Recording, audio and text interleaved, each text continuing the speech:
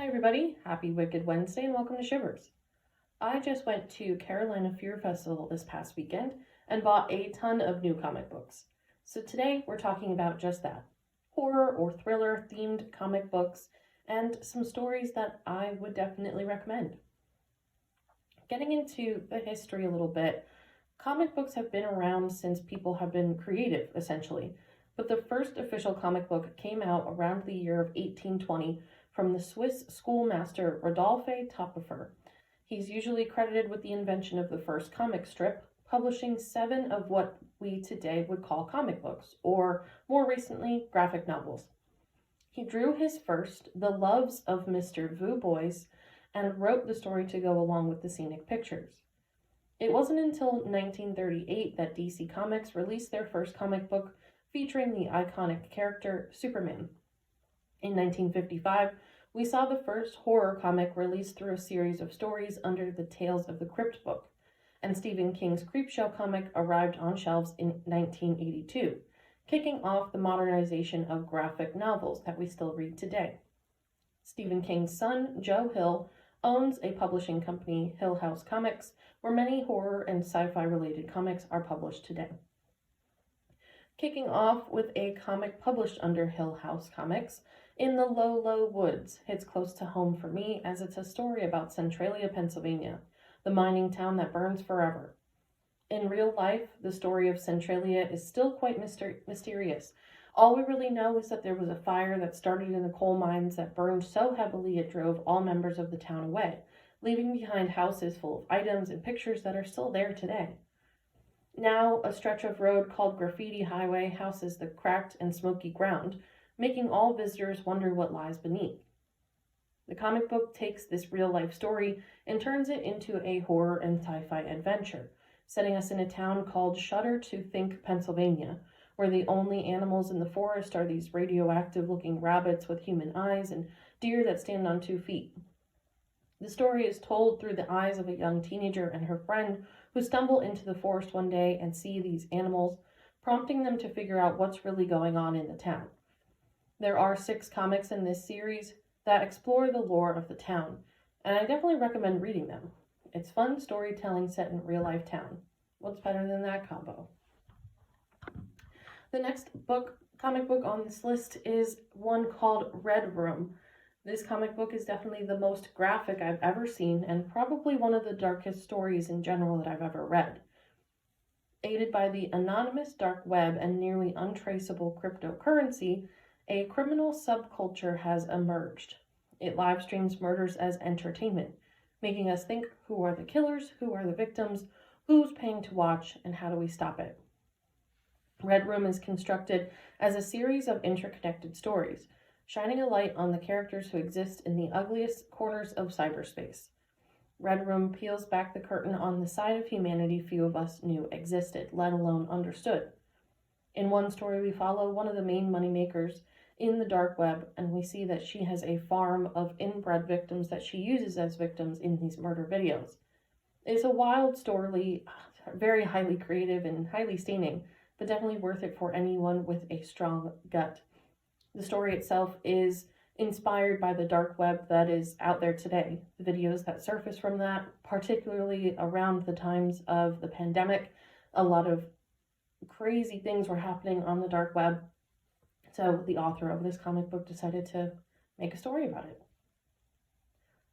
The next story on our list is one called Nailbiter. The series centers around the fictional town of Buckaroo, Oregon, which has produced 16 of the United States' worst serial killers, dubbed the Buckaroo Butchers by urban culture. Its most recent creation is Edward Charles Warren, otherwise known as Nailbiter, due to his predilection for chewing off of his victims' nails and part of their flesh. By the series' start, Warren has been caught by the FBI, but the FBI has since gone missing, leaving it up to their friends and NSA agent Nicholas to search. Nicholas decides to start his search in Buckaroo, where he begins to question why the small town has produced so many murderers. There are 30 issues in total in this comic book series, but the first book has about 5 issues in it, giving it a banger of a beginning to the storytelling. Next on our list is 30 Days of Night. This is where the movie 30 Days of Night originates from. The comic book came out in 2002 and the movie came out in 2007, and overall it's still one of the most violent vampire stories we've ever been told. In general, it's about this sleepy, secluded Alaska town called Barrow.